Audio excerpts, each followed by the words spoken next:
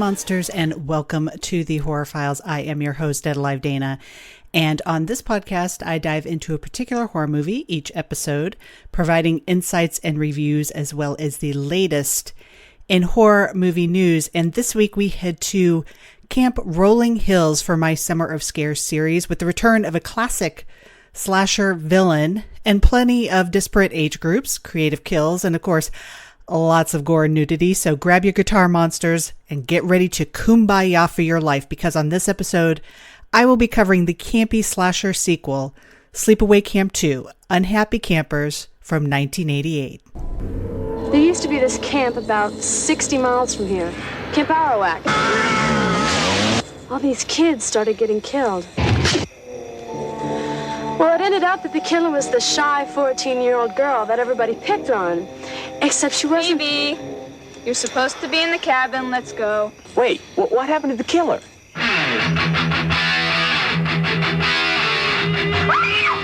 Whatever happened to the good kids in the world? Oh, don't talk like that, Uncle John. There's lots of good kids. We just have to weed out the bad. Remember, ladies, nice girls don't have to show it off. Where's Phoebe? I had to send her home. I found her doing things with the boys last night that she had no business doing. I know the rest of you are nice young ladies and you won't get into any trouble. Let this be a lesson to you. Say no to drugs. Camp Rolling Hills is the best. Oh, I'm a happy camper. I love the summer sun. I love the trees and forests. I'm always having fun. I don't like being the wicked witch of the West. Hey. But I know what happens when things get out of control. You're gonna tell. Oh, I'm a happy camper. I love the clear blue sky.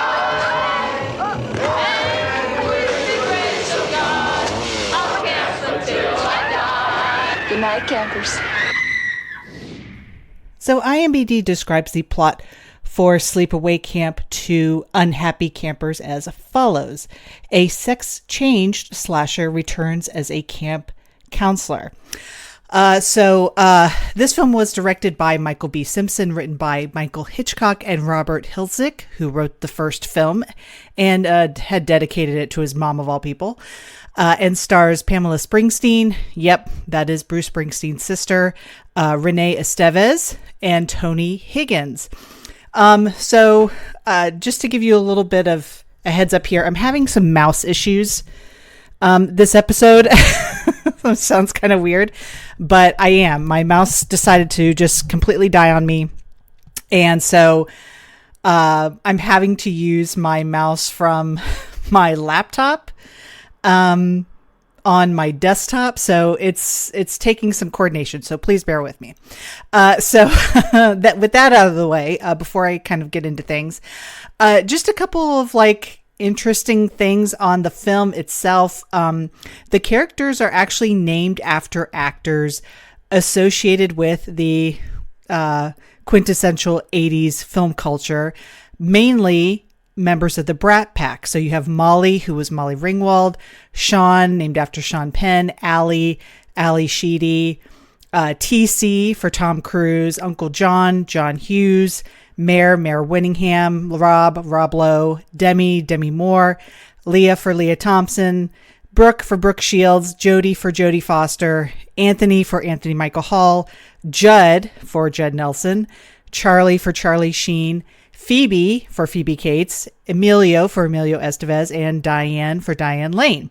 So, and actually, the characters of Charlie and Emilio, who are played by Jason Ehrlich and Justin Knoll, are the real life names of Molly Nagels, Renee Estevez in the film.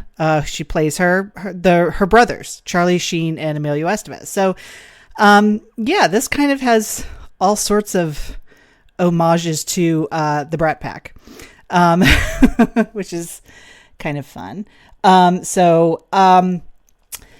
The model used to portray Angela for the original VHS box art is actually Connie Craig. Pamela was unavailable for the photo shoot that day. So the one where it's like, I think she has like a backpack slung over her shoulder and is kind of facing the camera. Yeah, it's obviously not Pamela Springsteen. And Michael A. Simpson said in an interview that since some actors were underage, 16 or 17, though it seems like there are quite a few of them that look like they're about well into their 30s. The Georgia Department of Labor had reps on set the entire time, making sure those actors weren't involved in nude scenes or said any dialogue with profanity. During the scene where Valerie Hartman's character gets out of the pool braless, wearing only like a wet t-shirt, and her nipples are clearly visible under the shirt. In the script, there was a line which went, "Hey, Emilio, check out those nips." But the Georgia rep said that they couldn't have a kid under the age of 18 say that, so they changed it to, "Hey, Emilio, party hats at 2:00. Sullivan said so. He said, "It's always great to see your tax dollars at work." And actually, I still chuckle at that line, "party hats at 2:00. Okay. Please be advised, there will be spoilers. Just a reminder for all of you. If it's not a recent release, I do spoil things. So for those of you who have also maybe not seen Sleepaway Camp, the movie essentially ends with us finding out that Angela is actually Peter, who is her thought to be dead brother from the opening of the first film. It's actually revealed that the real Angela died in the accident and Peter survived, even though we are made to believe it's the other way around. So her Aunt Martha, who I loved in that film, gained custody of him after the dad died, because he was also killed in the accident, and decided to raise Peter as the girl she always wanted, since she already had a son who was Ricky in the film. It's also implied that Peter was mentally affected by seeing his father have a sexual encounter with another man. We don't know if it was just the one that Peter witnessed also. It could have been more than that. So in any case, so now it's about 5 years after the events of the first film, and a girl named Phoebe who is telling a group of boys at a campfire the story of the murders at Camp Arawak. In the beginning, we're at Camp Rolling Hills now, so it's a little ways away from that camp. And in the beginning of the movie, the counselor TC is telling a scary story to a group of campers that are all kind of sitting around. And then the story he's actually telling when before Phoebe comes in is the beginning to this 1981 horror movie called The House by the Cemetery. And in case you don't know, with the girlfriend calling out to her boyfriend Steve and then finding him hanging by his belt in the back of the door covered in blood. So yeah, that's actually, it's not a, kind of campfire story. It's actually just the beginning of a real horror movie, The House by the Cemetery. So I thought that was kind of funny.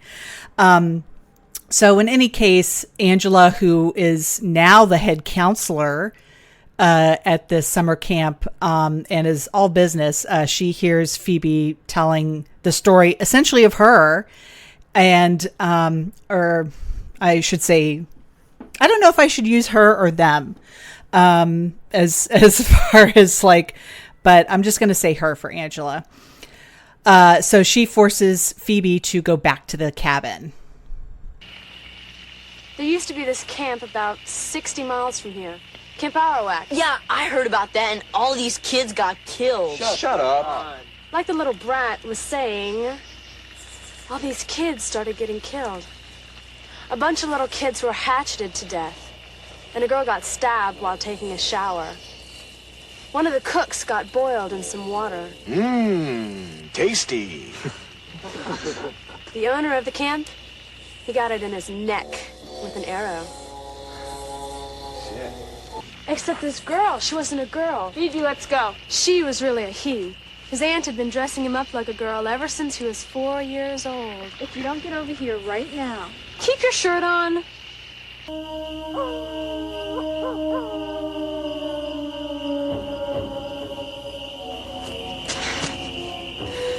Shit. I can't see a damn thing. Damn it. This isn't the way back. Angela! Angela, come on! I'm sorry. Where the hell are you? Right here. So after the pair get into an argument, Angela bashes a log over Phoebe's head and then removes her tongue for having a filthy mouth. So we're pretty much like off to the races, like straight away in this movie. Which is one of the things I actually like about the film, is that it's pretty much just, there's kind of no pretense at all about what this film is or what it wants to be. Which I really enjoy about it. So the next day, campers Molly, Allie, Mare, Demi and Demi.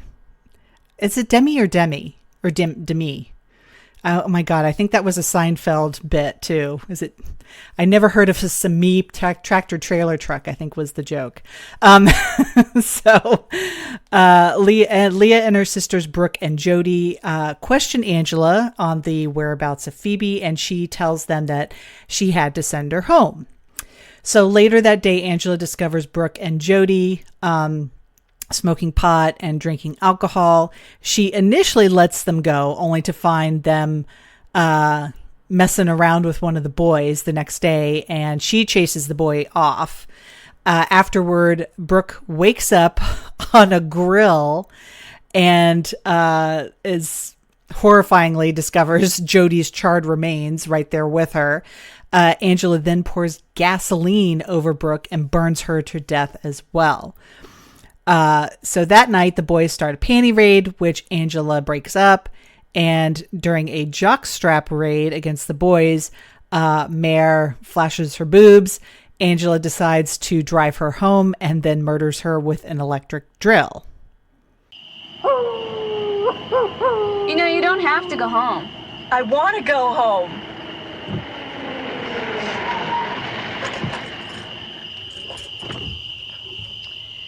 I'm sorry you feel that way.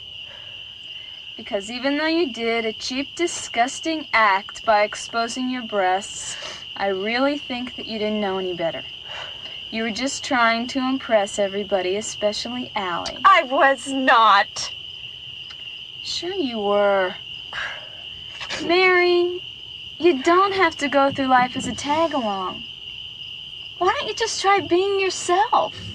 My name is not Mary, it's Mare. I hate that name.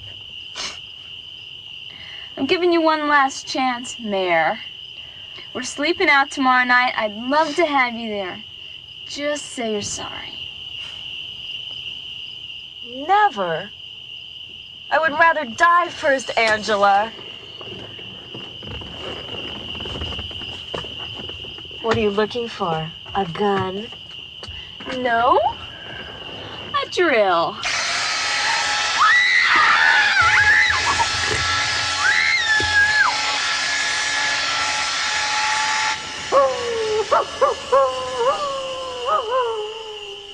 So the next night, Angela's just, she's on a roll here. So the next night, campers Anthony and Judd try to scare Angela dressed as Freddy Krueger and Jason Voorhees. This is a pretty fun moment in the film. I really like it. It's just kind of like this whole film kind of winks and at, the 80s slashers in a very fun way.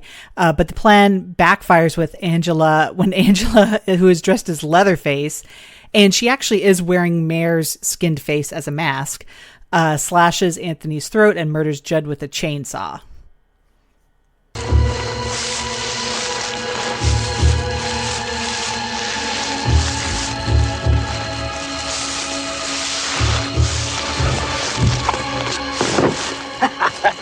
Asshole! You almost broke my machete. Help me find my glove. Damn, where'd you put it? If I knew that, I'd have it.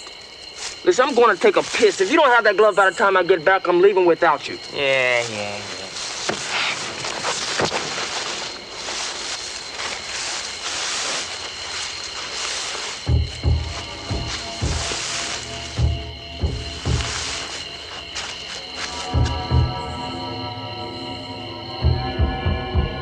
Hey, where'd you find it?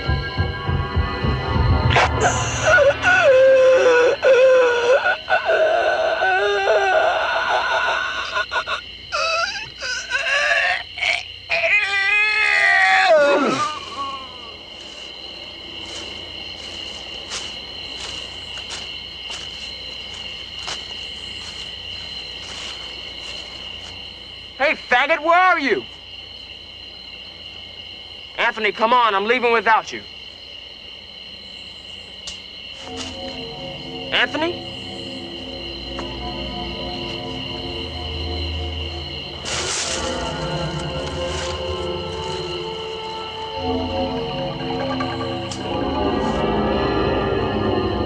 Anthony?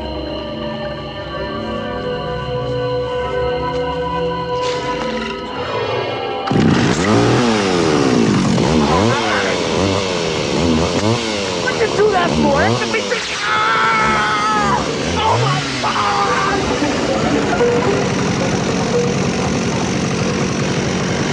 No! Please, don't! Sorry. Once I start a task, I always finish. So the next day, Angela sets a trap for Allie and forces her down. Oh God, the scene forces her down an outhouse, drowning her in human waste and leeches. It's pretty disgusting. That night, Demi reveals to Angela that she phoned the families of the campers who were sent home and discovered that the girls aren't at home. So realizing that she could be caught, Angela strangles Demi with a guitar string before stabbing Leah to death when she finds Demi's body. Demi! Hi. Hi. Is there something wrong?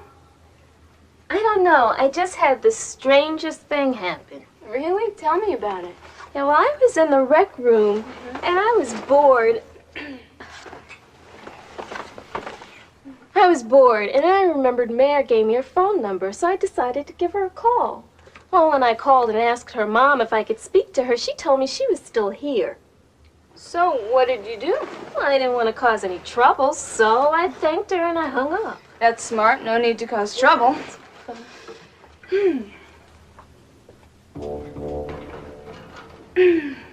Well, anyway, then I decided to call Phoebes. And Angela, it was the strangest thing. When I called her house, they told me the same thing. I talked to her little brother, and he said she was still at camp. Well, I asked him if he was sure, and he said, sure, I'm sure. Then this man gets on the phone, and he tells me Phoebes is still at camp. Well, I was really worried about her, so I told him that you sent her home 3 days ago. Well, he mumbled something, then Phoebes' mom got on the phone. Hey, what are you doing? Nothing, just fixing my guitar. Well, I wasn't real interested in talking to her because I've heard some stories about her. Boy, supposedly she sleeps around a lot. Well, anyway, I have to go through the whole story all over again. And do you know, when I finished, she told me she didn't believe me. Well, I told her it was true. Then she starts to tell me how Phoebes was never any good anyway and how she hoped she ran away. Well, I didn't know what to say to her, so I thanked her and I hung up. Then I got to thinking how this was all such a strange coincidence. So then I decided to call the Shit Sisters. You know something? You talk too much.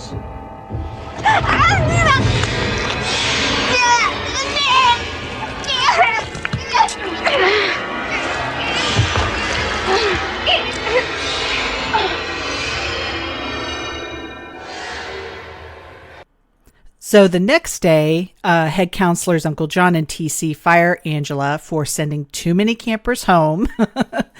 And so Molly and Sean go into the woods to cheer her up, but the pair discover the bodies of the other campers before Angela ties them up. And after learning the whereabouts of Molly and Sean, TC goes after them, but Angela throws battery acid in his face, killing him instantly. Then Sean is decapitated after he realizes that Angela is the murderer from Camp Arawak 5 years ago. And then later, Angela leaves the cabin and Molly manages to escape. Upon returning, Molly knocks Angela unconscious, steals her knife, and escapes. After an extended chase through the woods, Molly falls onto a rock and is presumed dead. And sadly, also, there are these two boys. They look like they're maybe like all of 11, 12 years old, something like that. And they call themselves the Tit Squad. And they basically try and get pictures of the girl counselors and what have you. It seems like the girls in this are all counselors, though, which is kind of strange. It doesn't seem like it's a weird microcosm, I guess you would say. But in any case, the Tit Squad tries to get pictures of girls, naked or in their underwear or something like that. And they get quite a few, actually. But sadly, Angela also kills the Tit Squad as well. So they don't make it. R.I.P. Tit Squad. So after killing the remaining campers, Angela hitches a ride, but the driver quickly annoys her and she kills her. And then Molly regains consciousness and makes it out of the woods, but the truck pulls up behind her. And then Molly is horrified to learn that Angela is the driver, and she screams, and that's basically how the movie ends.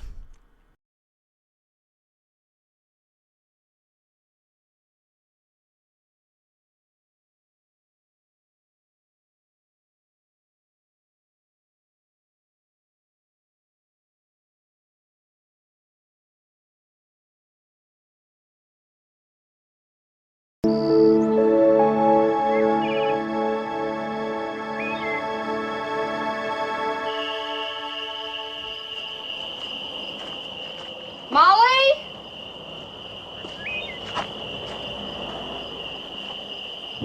You guys, hey. What have I told you about this?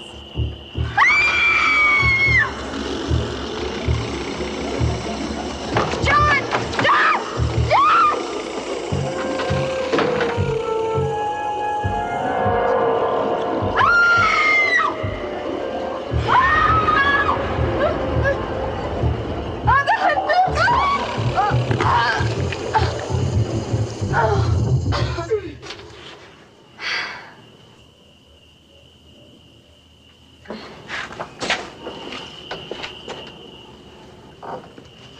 Good night, campers.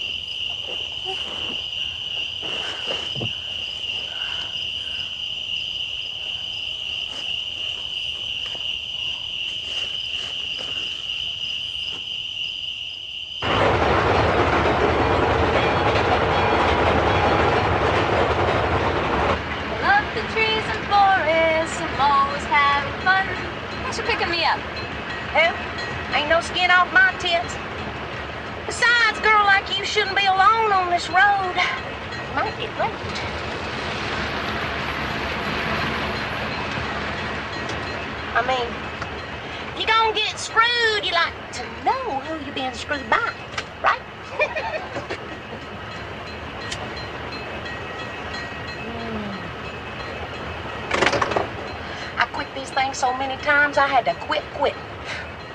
I'm cracking a window.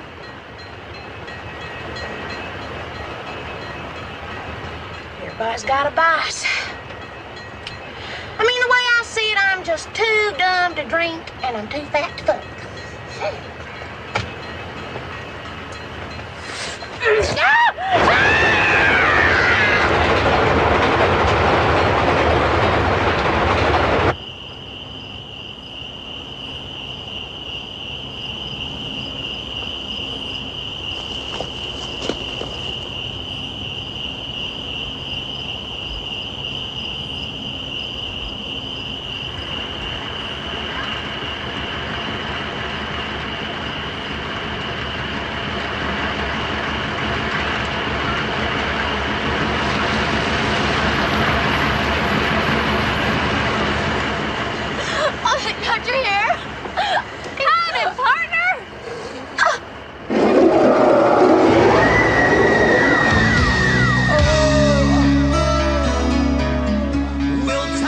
So yeah, that's essentially the film. It's pretty cut and dry. Yeah.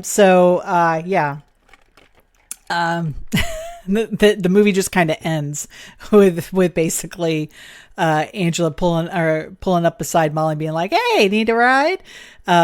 So let's get into a little bit of the film itself. So Jerry Silva, who had served as a co-producer on Sleepaway Camp, approached Double Helix Films about producing a follow-up to the film.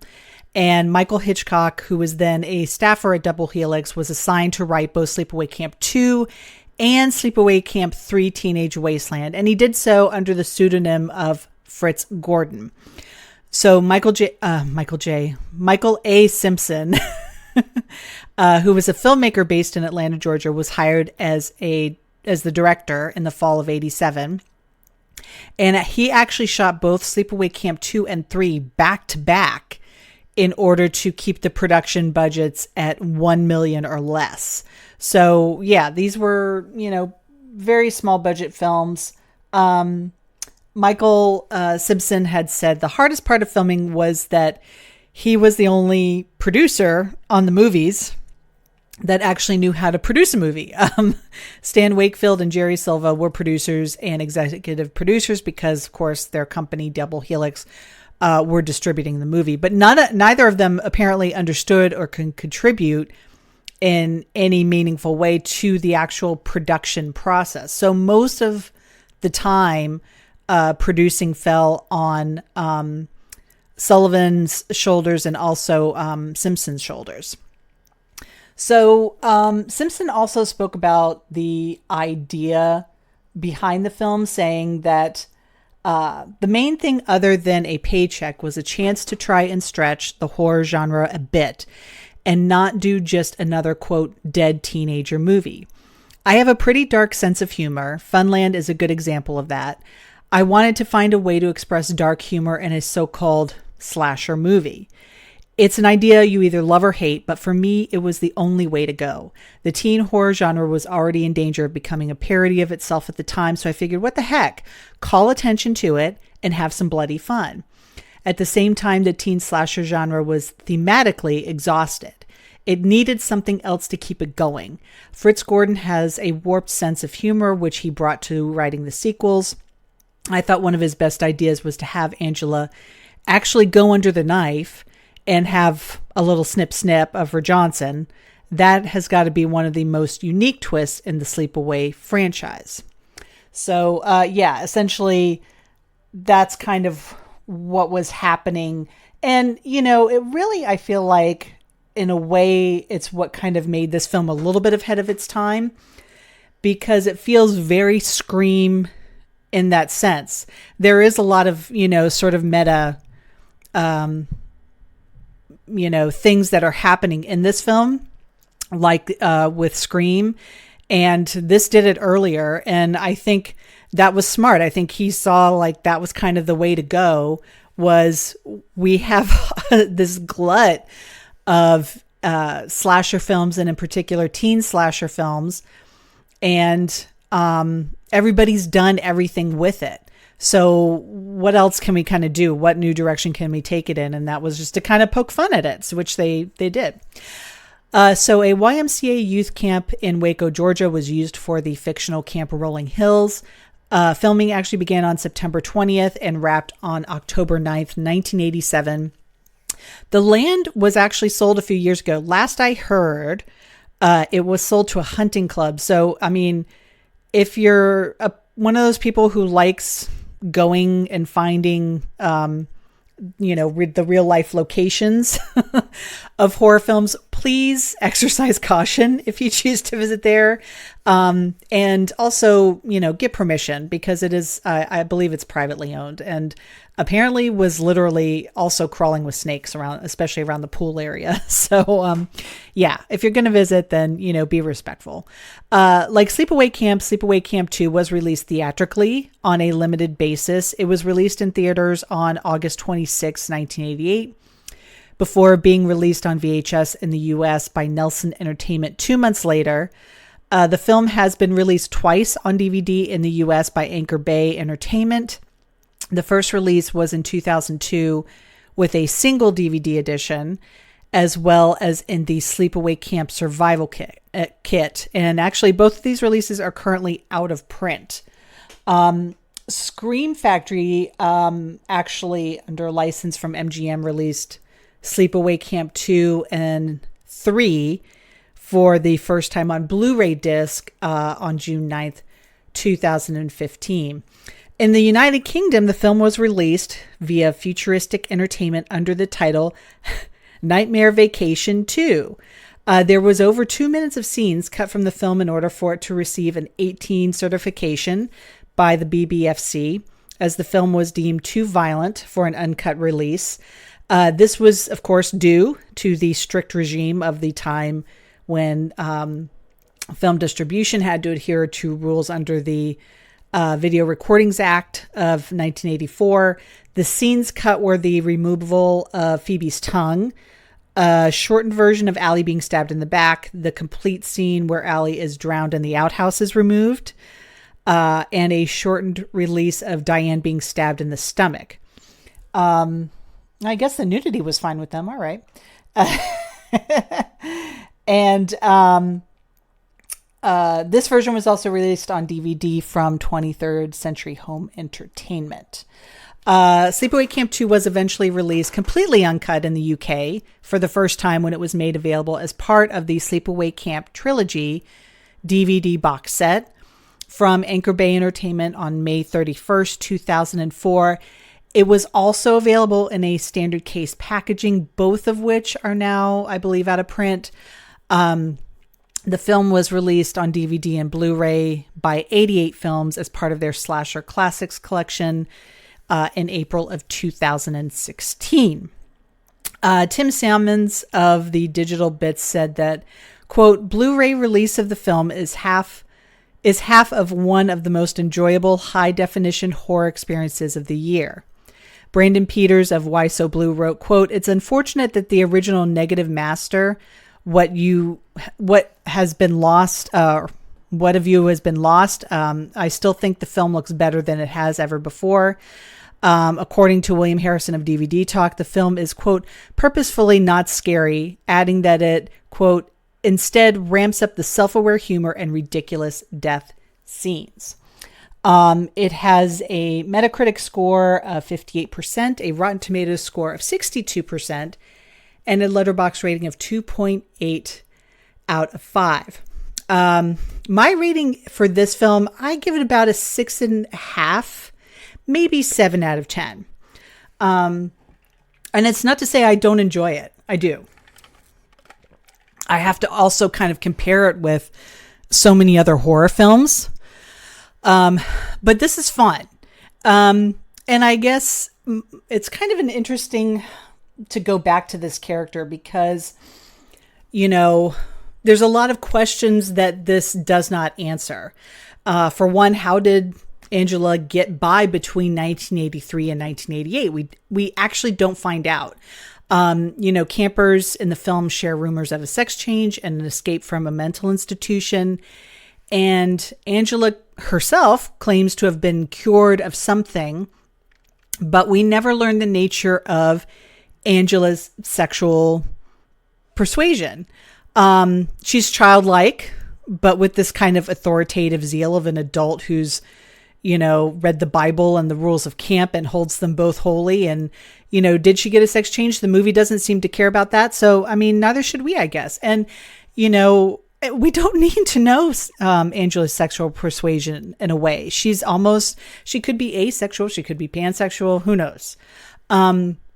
But what she, and, you know, there is a part in this film that thinks, well, maybe she might like Molly because she seems to be more taking care of Molly and seeing her as a friend and seeing her as someone more that she can relate to.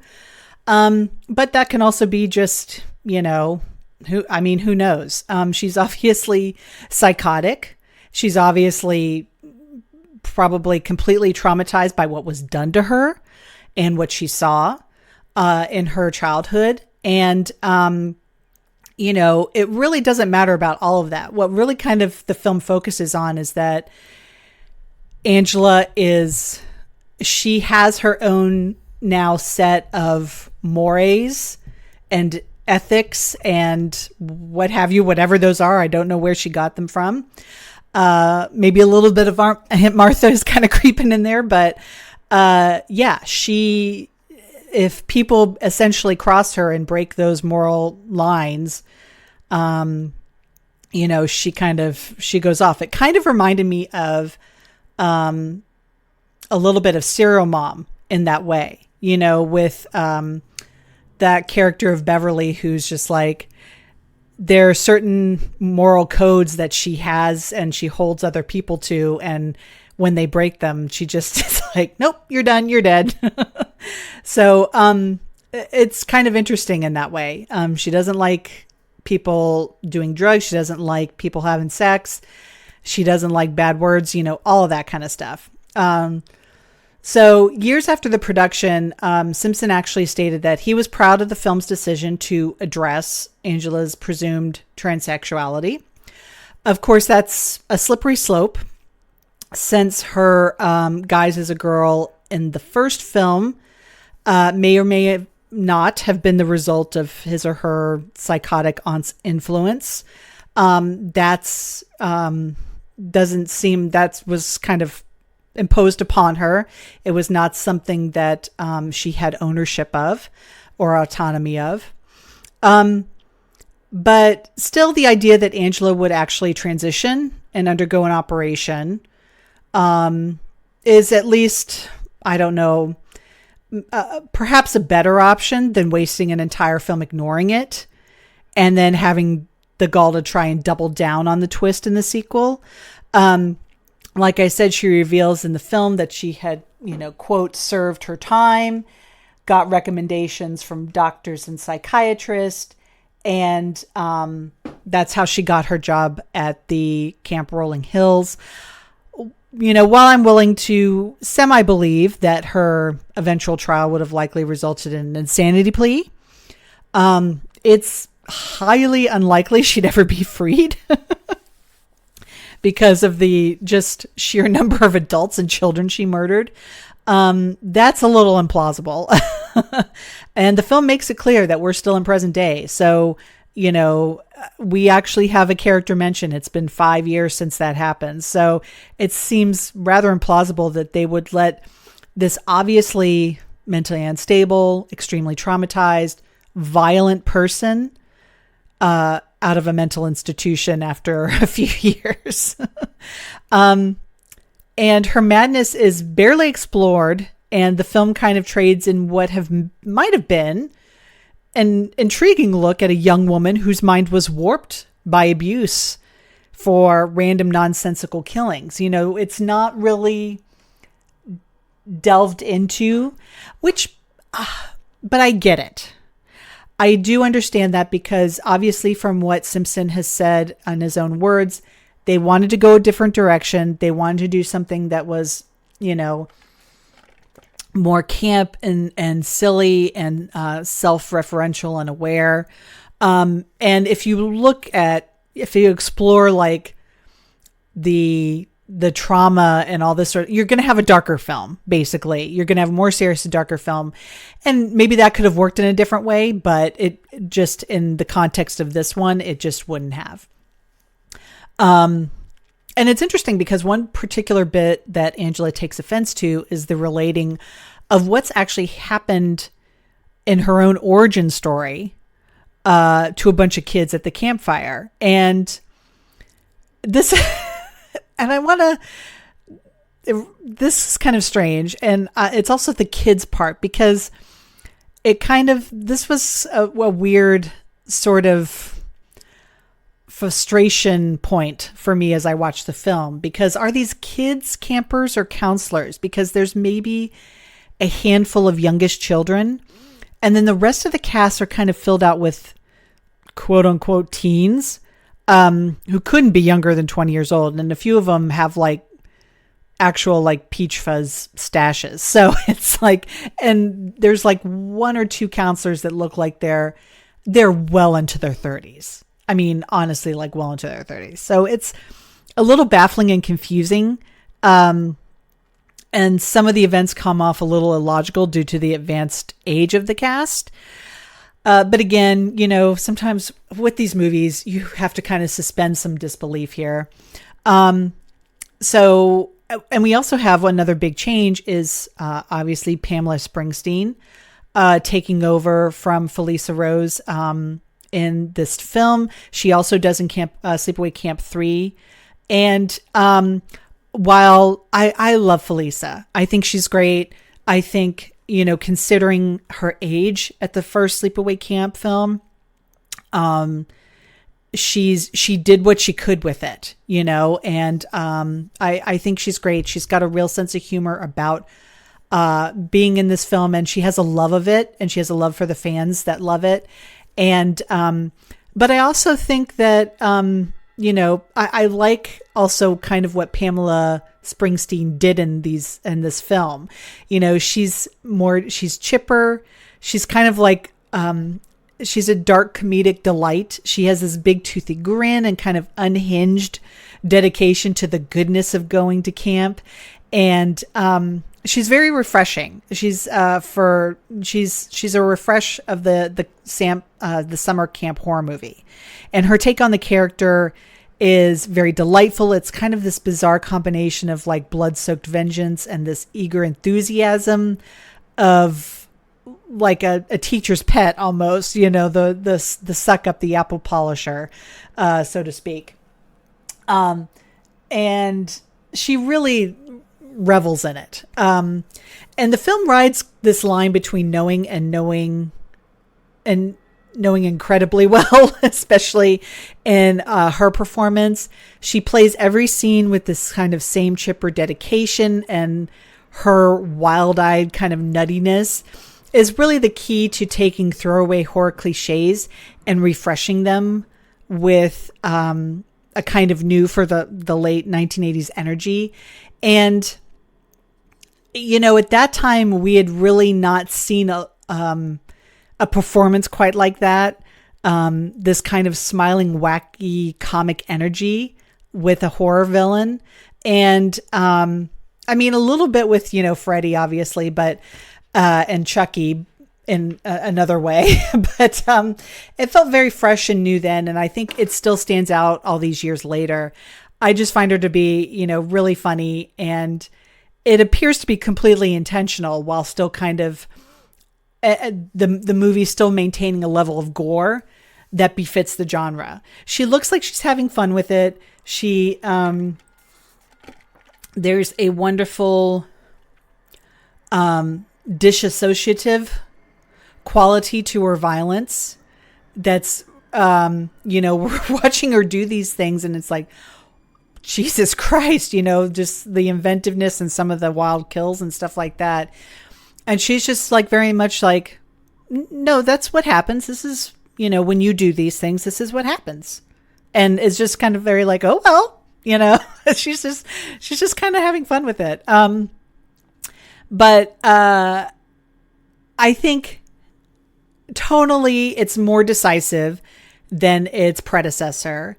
And I feel like it is the definition of a fun movie. It's rude. It's crude. There's plenty of boobs in it for people who like boobs. There's plenty of gore in it for people who like gore. And the pace is so quick. There's almost literally like no downtime for the viewer to step away. I mean, it is a fast film. I think it may be like something around 86 minutes or something like that. It's not even an hour and a half. So, you know, knowing that the stock and slash formula could no longer drive a film like it used to, I think that director Simpson and writer Gordon made the wise choice to load this film with just a lot of insanity, a lot of colorful craziness, and you know, don't get the wrong idea. The kills are brutal and aplenty, but they've made it a fun popcorn experience. And I think, I feel like I love the first Sleepaway Camp. It is one of my favorites. Some people don't like it, which I get. It's not the most, the best constructed film, in many ways, but I think it's made really memorable by the twist, by the ending. And, I feel like this film I think they transitioned, sorry, no pun intended. They transitioned this well to be like, all right, let's have Angela inhabiting her full psychotic glory. And that's really what they did with it. And I think that was a really smart move. So this movie is available to watch on Amazon Prime, YouTube, Fandango at Home, Apple TV, Google Play, Tubi, Pluto TV, and the Roku channel.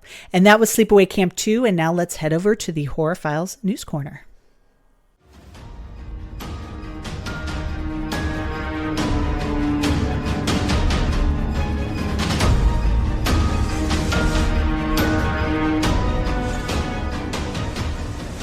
So after scaring up $53 million at the worldwide box office, director Akasa Stevenson's prequel, The First Omen, is available for digital purchase for $19.99 at home beginning, I think it was this week. I think it started this week. The First Omen is available to now own at digital retailers such as Apple TV, Prime Video, and Fandango at Home. It also arrives on Hulu. It's already on Hulu now. It's the 1st of June today. So, that was May 30th.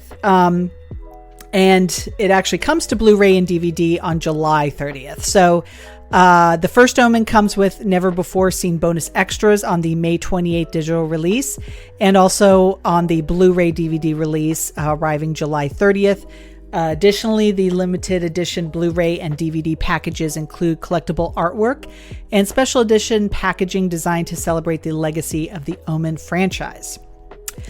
The late master of menace, Vincent Price, just celebrated a birthday this week, and NECA is honoring the horror legend with an upcoming Ultimate Edition action figure. And what's particularly cool about this Vincent Price action figure is that it's essentially a few different toys in one, capturing several of Price's iconic looks throughout the decades. NECA previewed their Ultimate Vincent Price 7-inch scale action figure, quote, a horror and camp icon with an unmistakable voice. The incomparable Vincent Price appeared in more than 100 films during his lifetime. However, this master of horror wasn't just an actor of stage, radio, and screen. He was also an art historian and a gourmet cook.